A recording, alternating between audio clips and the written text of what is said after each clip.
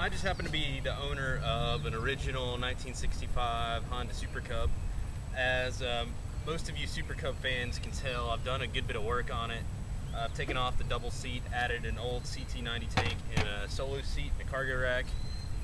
But the really cool thing I've done is added a Lifan 100cc engine with manual clutch, which means performance-wise, these two bikes are pretty similar. This in its stock 50cc capacity has nothing for the Symba, but put together the way they are now, it's an even draw, I guess, on power at least. Chassis-wise, the Symba most definitely has the edge.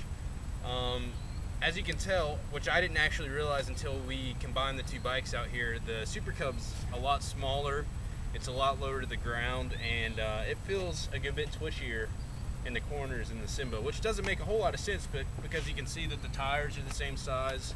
The Symba might have a little bit wider diameter wheels, but I mean, theoretically it should be very close, when in all actuality the Symba is much better in the corners, and a lot of that probably too has to do with the telescopic suspension they added here versus the leading link on the original Honda. That was one of the major updates that SYM did do to the bike here.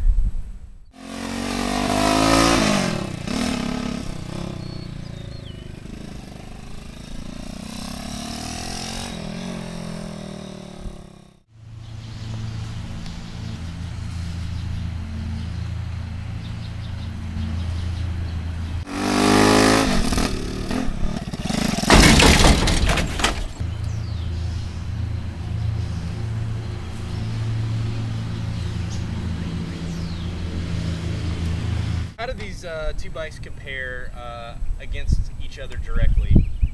In the three categories that I normally use to compare bikes back and forth, looks, reliability, and performance, I can easily say the Symba takes the Super Cub on 2 out of the 3. The only one I think the Super Cub has a chance at is looks, and the reasoning being is, you know, this is the original. Without this, you wouldn't have this, and something to me about just an original vintage design can't be beat even by something as cool as the Symba. But as far as performance and reliability goes, the Symba has it, bar none, hands down, no questions asked. It's got more performance. The chassis is definitely a lot more stable than the Super Cub.